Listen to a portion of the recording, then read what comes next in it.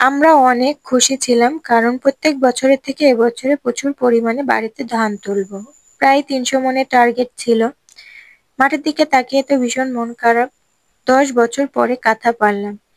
১ সপ্তাহ আগে এই গাড়িটা নিয়ে মনপুরের দিকে যাই চাষ করার জন্য। বৃষ্টির কারণে সেই গাড়িটাই আজকে আবার বাড়িতে নিয়ে চলে আসতে হলো। এই নিয়েও আমরা হতাশায়।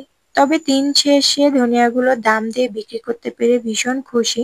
কত টাকার ধনিয়া বিক্রি করলাম সেটাও আপনাদের সঙ্গে এই ব্লগের মাধ্যমে শেয়ার করার চেষ্টা করব আলহামদুলিল্লাহ।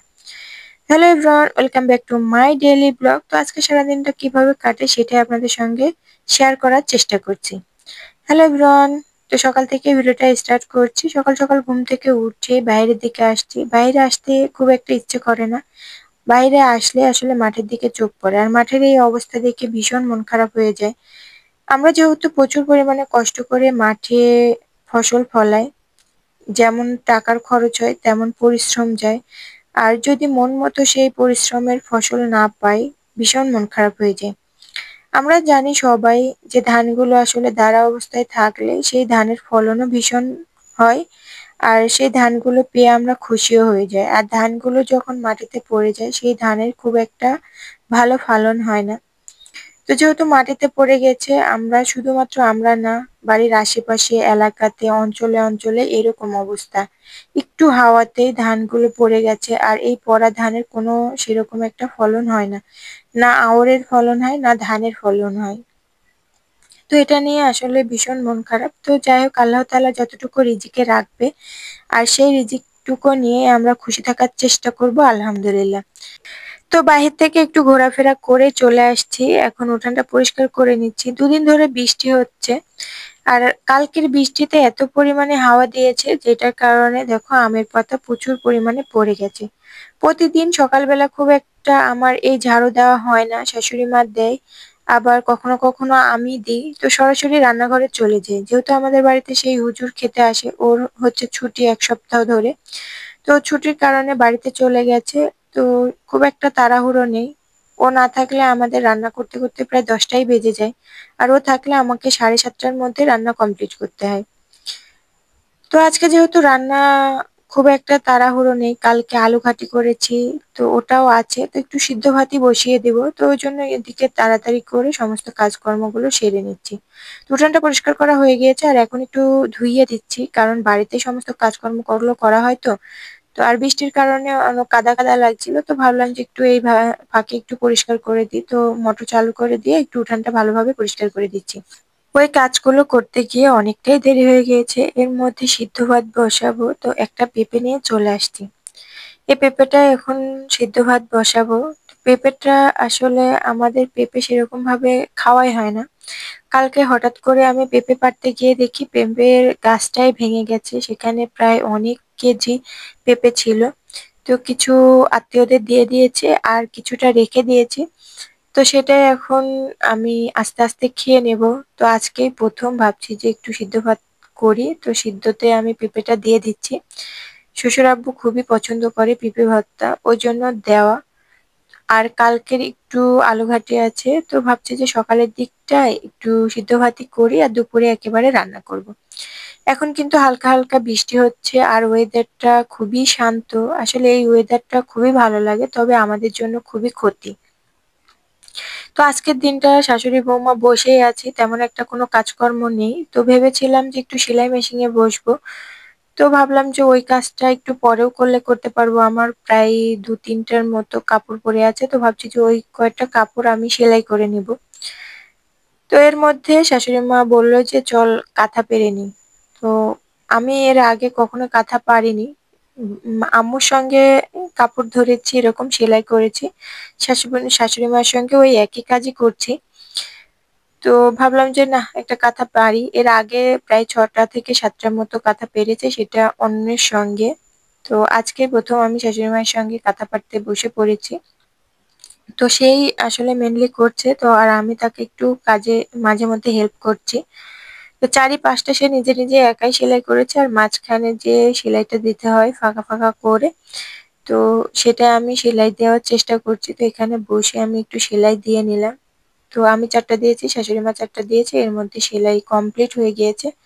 আর এই কাঁথাটা একটু হালকা হালকা রোদ দেখতে পাচ্ছি, আর এর মধ্যে ভাবছি যে এই কাঁথাটা একটু বাইরে দিয়ে রোদ্রে দিয়ে নিই। যেহেতু এই কাঁথাগুলো আমরা পারছি, 10 বছর ধরে আমরা কাপড় জমিয়েছিলাম, তো একটা একটা করে প্রায় 10টা মতো হতেই গেল। তো এই 10টা কমপ্লিট করার পরে রেখে দেব। পরে তো আরো একটু কাজ আছে, রসুন ভাঙতে হবে, কারণ রসুন লাগাইতে হবে ধান কাটার পর পরই। তো ধান কাটার আগে 10-12 দিনের মধ্যে আমাদের রসুনগুলো ভেঙে ফেলতে হবে। তো কিভাবে রসুন ভাঙি সেটা আপনাদের সঙ্গে শেয়ার করার চেষ্টা করবো, আলহামদুলিল্লাহ। তো আজকে দুপুর দুপুর চলে আসছি রান্না করতে। সকালে তো সিদ্ধ ভাত বসিয়েছিলাম, তো পেঁপেই এখন খেতে হবে দিন রাত, পেঁপেগুলো তো ফুরাইতে হবে। তো ওই জন্য পেঁপেই রান্না করব। তো সকালের দিকে তো পেঁপে ভর্তা দিয়েছিলাম, আর এখন সেই পেঁপেই কেটে নিয়েছি। আর এখন এই পেঁপেটা আমি ডিম দিয়ে রান্না করব। তো এদিকে আপনাদের ভাইয়া ফোন করে বলছে তারা বাড়িতে চলে আসবে, যেহেতু গাড়ি নিয়ে মনপুরের দিকে 1 সপ্তাহ আগে গিয়েছিল। বৃষ্টির কারণে সেই গাড়িটাও নিয়ে বাড়িতে চলে আসতে হচ্ছে। এটা নিয়েও একটু মন খারাপ, কারণ সাইডে কাজকর্ম হলে পারে তো কিছু হাতে টাকা পয়সা আসতো। তো এর মধ্যে এখন গাড়িটা বাড়িতে চলে আসছে। আর এদিকে কালকেও কাঁথা পাততে হবে, যার কারণে কিছু কাপড়ও কেচে রোদ্রে দিয়েছে শাশুড়ি মা। তো এই তো এদিকে আমার প্রায় পেঁপেটা কষানো হয়ে গিয়েছে। পেঁপে কষাতে কিন্তু অনেকটা সময় লাগে, আর আমি একটু মোটা মোটা করেই কেটে ফেলেছিলাম। তো যাই হোক, অনেকটাই সময় লেগে গেছে, আর এখন ঝোল দিয়ে দিয়েছি। আর ডিমগুলো কেটে কেটেই দিচ্ছি। ডিম কেটেও রান্না করলে ভালো লাগে, আবার সিদ্ধ করেও ডিম দিয়ে পেঁপে দিয়ে রান্না করলে খুবই ভালো লাগে। তো আজকে কেটেই দিলাম, কারণ পেঁপেগুলো তো ফুরাইতে হবে, তো মাঝে মধ্যে ডিমের প্রয়োজন হবে। আর বাড়িতে কিন্তু আমাদের 3টে 4টে হাঁস ডিম পাড়ছে, তো ডিম আমাদের কিন্তু সেরকম কিনতে হয় না। তো ড্রাইভার ভাই চলে আসছে, তো গাড়িটা আমাদের বাড়িতে পৌঁছে দিয়ে সে চলে যাবে। তো ওই জন্য তাড়াতাড়ি করে আসলে রান্নাটা কমপ্লিট করে তাকে খেতে দিয়ে দিয়েছি। খাওয়া দাওয়া করে ওই যে চলে যাচ্ছে, গাড়ির জন্য ওখানে রাস্তায় অপেক্ষা করছে। আজকে রবিবার, হাটের দিন। তো অনেকদিন ধরে আমরা ধনিয়া বিক্রি করতে চাচ্ছিলাম, কিন্তু খুব একটা ভালো দাম পাচ্ছিলাম না। তো আজকে রবিবারে হাটের দিন, যেহেতু ধনিয়া বিক্রি হয় বিকেলের দিকে, তো কিছু স্যাম্পল নিয়ে গিয়ে তার মানে ব্যাপারীদেরকে দেখাচ্ছিল। তো একজনের আমাদের ধনিয়ার কালার দেখে ভীষণ পছন্দ হয়েছে, তো তিনি চলে আসছে নিতে বাড়িতেই। তো এখানে প্রায় আমাদের 7.5 মণের মতো ধনিয়া ছিল, সেখান থেকে 1 মণের মতো ধনিয়া আমরা রেখে দিচ্ছি। তো 5 থেকে 10 বিঘার মতো এরকম জমিতে আমাদের ধনিয়া লাগানোর চিন্তা ভাবনা আছে, দেখা যাক কতদূর কি হয়। আসলে পেঁয়াজ রসুনও লাগাইতে হবে। আবার চৈতালি ফসল, গম, ভুট্টা, মটর, খেসারি এগুলোও করতে হবে। তো দেখা যাক কতদূর কি হয়। যতটুকু বাদবাকি ফসলগুলো বোনার পরে যতটুকু জমি আমাদের পড়ে থাকবে, 5-7 বিঘার মতো ধনিয়া করতে পারি, সেজন্য 1 মণের মতো রেখে দিলাম। আর এখানে 5 মণ 10 কেজির মতো আমরা ধনিয়া বিক্রি করে ফেলেছি। ধনিয়ার দাম ছিল মণ প্রতি 5,700 টাকা করে। তো এখানে 5 মণ 10 কেজির জন্য আমরা টাকা পেয়েছি। কত টাকা সেটা দেখাচ্ছে, এর মধ্যে দেখো ধনিয়াগুলো টাকা পরিশোধের আগে ভ্যানে তুলে ফেলছে। তো বস্তা করে প্রতি বস্তায় ছিল 50 কেজি করে, তো এখানে 5 বস্তা মতো হয়েছে।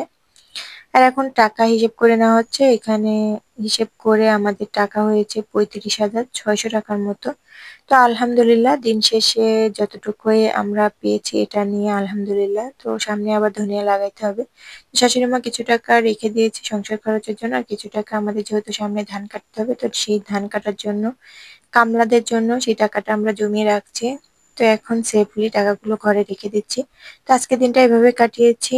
তো সবাই ভালো থাকবেন, সুস্থ থাকবেন, আর আমাদের জন্য সবাই দোয়া রাখবেন। আমরা যেন ভালো থাকি, আর সবকিছু যেন ভালোভাবে ঘরে ফসলগুলো তুলতে পারি। আল্লাহ হাফেজ।